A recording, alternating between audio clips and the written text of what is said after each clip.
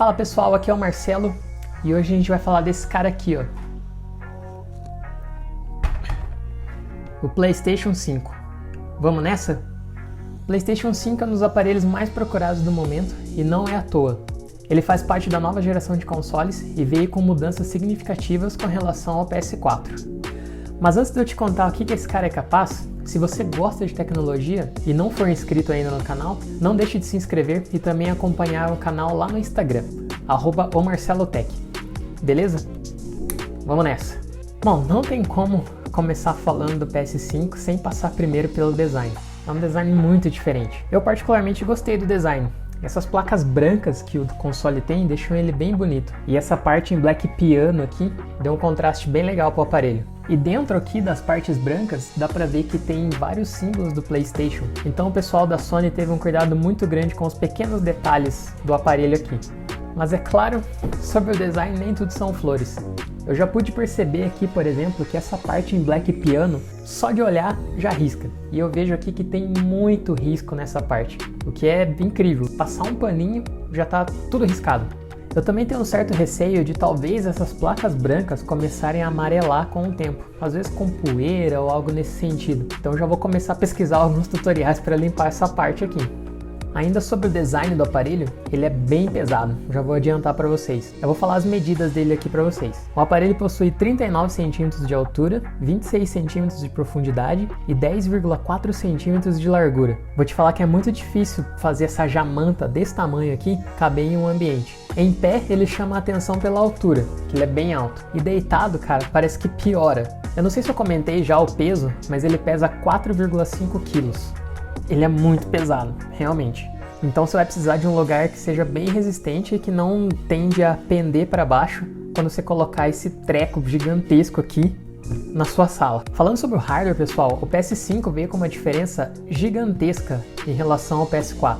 Eu vou falar para vocês o que vem no hardware dele. O processador dele é um AMD de arquitetura Zen 2, com processo de fabricação de 7 nanômetros, octa-core, com um clock de até 3.5 GHz. O console possui também uma GPU da própria AMD, denominada RDNA 2, com clock de até 2.23 GHz e 10,28 teraflops. O console também possui 16 GB de memória RAM GDDR6 e 825 GB de SSD, que a gente vai falar daqui a pouco. Inclusive é bem estranho esse número 825 GB, né? Esquisito. Com esse hardware todo, o sistema consegue rodar jogos a 4K a 120 Hz e na caixa também tem uma descrição dizendo que o videogame é compatível com até 8K. Mas cara, o desempenho desse videogame é muito bom, eu não tenho do que reclamar. Eu não tive até o momento nenhuma experiência com travamentos de jogo, ou queda de FPS ou algo nesse sentido. Todos os jogos que eu testei nele rodam de forma muito fluida. E se você tiver uma TV 4K, cara, isso vai fazer toda a diferença. Ele é preparado para isso. Eu acabei não mencionando, mas o meu console é a versão com disco, mas também tem a versão sem o drive de disco. Então, até as placas brancas aqui, elas são mais simétricas aqui. Eu optei por essa versão porque, geralmente, os jogos em mídia física são mais baratos. E também eu tenho a possibilidade de efetuar a troca depois, coisa que na versão digital não acontece. E, cara, se você olhar os preços dos jogos na PSN, você vai cair para trás, cara. Você vai optar pela opção com disco também. Por falar em jogos, pessoal, o console consegue rodar os jogos de maneira muito fluida. E também ele é muito silencioso mesmo. Ele tem uma ventoinha aqui bem grande e essa ventoinha dá conta muito bem de fazer o resfriamento do console. Ele é silenciosíssimo e também não esquenta quase nada, cara. Eu já fiquei 2, 3 horas, 4 horas jogando nele direto e eu coloco a mão assim, ele tá morno. Incrível, incrível mesmo. Coisa que no PS4 não acontecia. Eu tinha um PS4 Slim que, cara, às vezes ele parecia que ia levantar voo o bichinho, mas era topzera também, hein? Eu também testei jogos de PS4 nele, porque ele tem a retrocompatibilidade com os jogos de PS4. Então, se você veio do PS4 para esse, você vai conseguir aproveitar toda a sua biblioteca de jogos. Como alguns jogos são otimizados para rodar no PS4 Pro, você vai conseguir tirar todo o proveito nessa jamanta branca aqui. Alguns jogos, inclusive, foram atualizados para tirar o máximo proveito do console, como por exemplo o God of War, a versão que saiu em 2018. Cara, se vocês verem os gráficos desse jogo no PS5, vocês vão pirar, velho. É muito... Eu ia falar um palavrão aqui, mas deixa quieto. E os jogos do PS4, eles ficam armazenados no SSD principal. Esse console tem uma entrada NVMe, então você consegue colocar aqueles SSDs, que parecem uma plaquinha assim, nele, para fazer com que os jogos possam ser armazenados nesse SSD ao invés do SSD principal. Mas tem um porém aqui, apenas jogos de PS4 vão ser possíveis, né, fazer a movimentação do SSD principal por NVMe. Jogos de PS5 não vão ser compatíveis com esse SSD, até porque os jogos já vêm otimizados para o SSD principal, que é um foguete.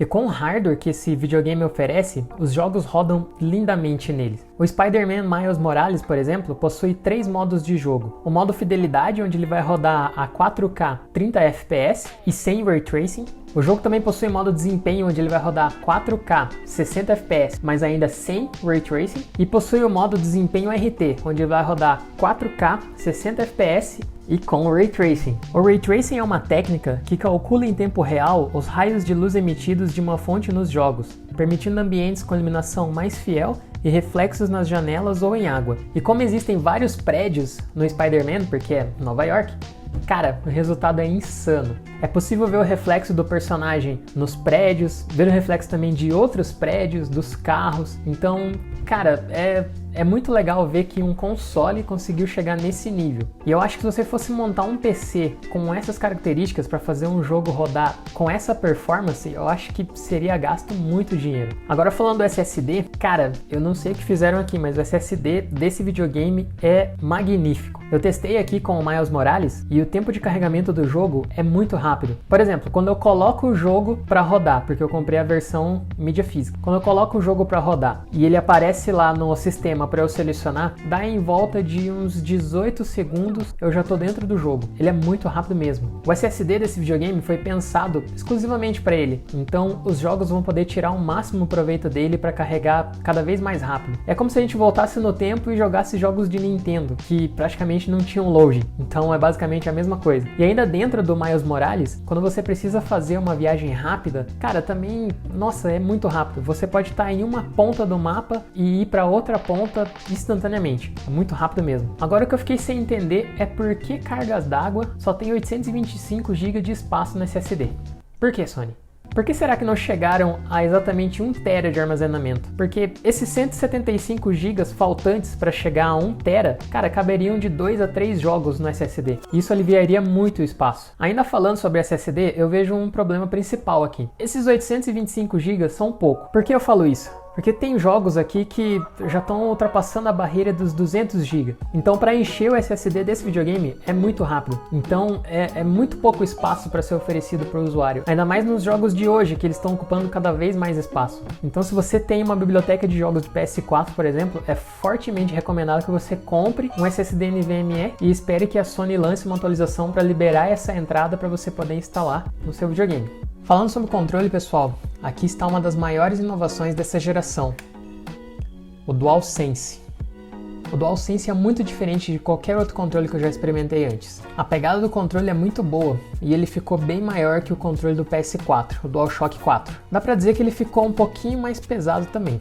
Os botões clássicos do PlayStation agora estão brancos e não tem mais as cores clássicas do PlayStation, e os direcionais também ficaram brancos, mas mesmo assim o controle ficou bem bonito. Mas na verdade as novidades estão no hardware desse controle. O motor de vibração do controle está muito mais preciso, então ele consegue passar a sensação real, quase que real praticamente, né, do que você está passando dentro do jogo. Por exemplo, no jogo Astro's Playroom, quando você anda pela areia com o bonequinho, você consegue sentir como se você estivesse na areia realmente. Quando você anda na água ou quando você anda na grama, o controle também tenta passar essa sensação. Esses motores de vibração, inclusive, me lembram muito os motores de vibração que a Apple usa nos dispositivos, porque eles são muito precisos, eles conseguem passar a sensação exata do que está acontecendo. Mas as inovações não param por aí. O controle também tem gatilhos adaptáveis. E eu explico para vocês. Os gatilhos do controle possuem motores em cada um deles, onde ele consegue passar a sensação de que, por exemplo, se você está jogando um jogo de tiro, ele fica pesado para você apertar o gatilho. Um outro exemplo que eu consigo passar aqui é no FIFA 21.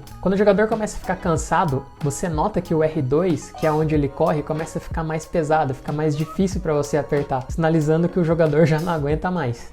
O jogo Astro's Playroom, que já vem pré-instalado no console, consegue passar todas essas sensações incríveis do controle. Esse jogo foi feito para testar as funcionalidades desse controle, como os gatilhos adaptáveis que eu acabei de falar e os motores de vibração também. Então, se você tiver a oportunidade, jogue esse jogo. Ele não é só uma demonstração, na verdade, é um joguinho bem legal, vale a pena. Mas aqui, por se tratar de um produto novo, infelizmente, o controle do PS5 está passando por alguns problemas. O primeiro deles é o drift, onde os analógicos começam a pender para um lado, mesmo estando na posição neutra. Por exemplo, o analógico aqui, ele está na posição neutra, mas no jogo ele começa a puxar para algum lado. Isso é o problema de drift que está acontecendo. Outro problema também são nos gatilhos adaptáveis. Eu acho que é alguma mola que escapa dos gatilhos e eles ficam moles, é como se não tivesse efeito nenhum. Eu acredito que a Sony já está investigando esse tipo de problema, mas é chato ter esse tipo de coisa quando um console é lançado. Felizmente, nenhum dos meus controles apresentou problema ainda, e eu espero que não apresente. Eu acredito que logo também vão lançar novos lotes do console com esse problema já resolvido do controle. Tomara que isso aconteça também.